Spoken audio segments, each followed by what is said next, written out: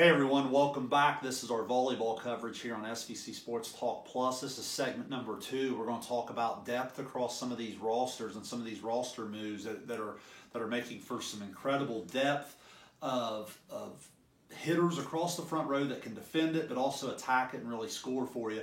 And I think that's going to really be a big factor.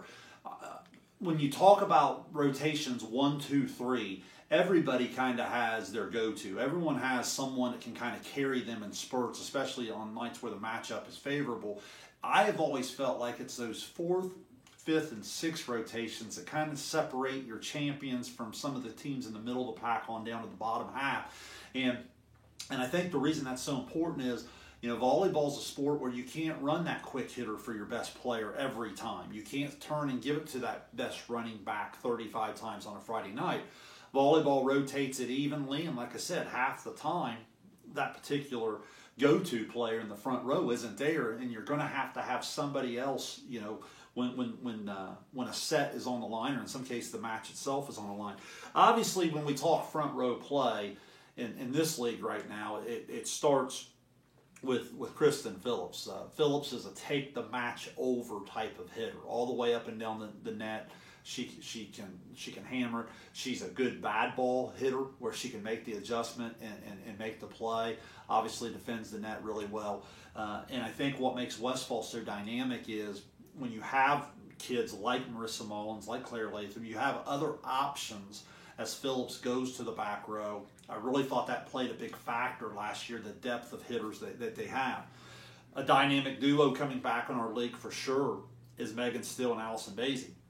Obviously on the Huntington side there with Megan, they're going to look for Katie Hirsch, Carly Dyer to fill some of the holes, to try to, again, strengthen them when Megan's forced to come off the net and go to the back row. Basie joins a group at Uniota there that all of a sudden becomes really, really deep. We know Casey Pierce really had a nice second half last year. Sydney McClone's a nice young kid. Krista Wheeler comes back off of injury. So again, they all of a sudden become very dynamic in terms of their ability to hit with their top 3-4 kids. You heard me in the setter talk about there may not be 2 rosters deeper in the entire league than Zane Trace and Adina. Take a look at the names of weapons across the board. It may not show up statistically because, again, of how balanced they are, but when you get out and watch these 2 teams play, the eye test will tell you everything. Allie Bennett's a really special player from Zane Trace. Lainey Hill's a kid that we've seen in the league, very experienced. She's played a lot of varsity volleyball. Hannah Hell, Crow, McCullough. If you've listened to SVC Sports Talk in the past, you know how I feel about Lexi Scott. Very, very talented young lady. So again, there's a long list of kids. I'll even talk about another one a little bit later defensively, but Emily Allen's a really good player at the net. On the Adina side, I talked duos earlier, 1-2 punch. When you start talking about Ellie Harper and Jenna Martin, really, really good. Can really take the match over in spurts. I watched both of those young ladies do that in certain matches last year. We know about the Lovelies. McKenna Lovely really had some nice numbers last year. Sydney Vogelsong is a good one. I'm probably even missing some there on the Adina side. Burns comes to mind. It's a situation where, again, you may not see it statistically with them like you will with a Basie, like you will with a Phillips, like you will with a Still, like you would maybe with a Hannah Longheat at Southeastern. But it's because of that depth and how the volleyball will spread throughout the net.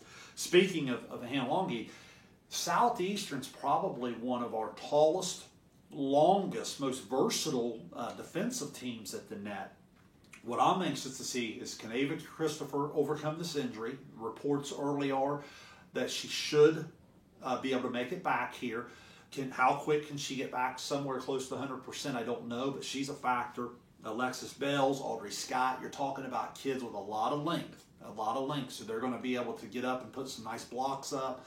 Can they give enough offense when Longheat goes to the back row is going to be a big, big factor there. Paint Valley, you heard me mention their setting position. They're trying some different things in their rotation, and it's going to be really important. Look, Olivia Smith was an all-league volleyball player last year. Very, very good. Very, very explosive. Got a lot stronger in the offseason. But this is the team with Abby Stanford, Kendall Dye, Kayla Chapman. These are some kids that have some varsity under their belt. can they take that next step now and start to compete a little bit more in SVC volleyball? That'll be something to pay attention to. We talked Piketon as well in the setting situation. They had some bad news, I was told. I read on social media, I was trying to confirm that Jordan Sharp looks like she's going to be out for the season with an injury. They have some young talent. We know from basketball last year, they have some real breakout stars, I think, in the SVC in terms of 2- and 3-sport athletes. The Lamerson kid is crazy athletic and can really get off the floor.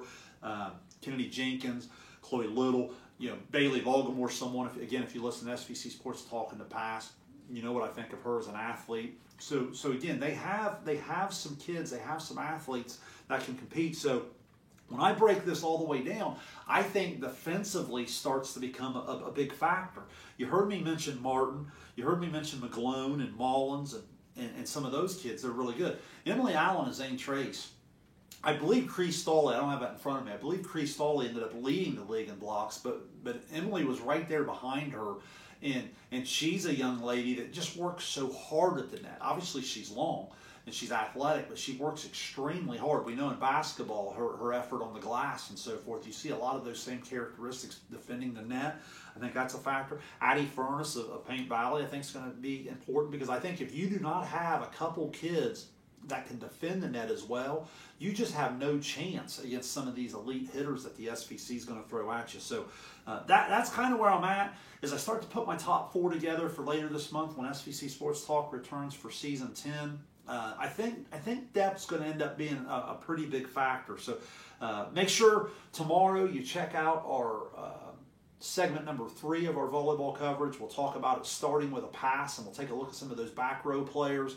And then obviously later this month, we'll get started with SVC Sports Talk. And I'm always going to do my best to keep it 100% SVC 100% of the time.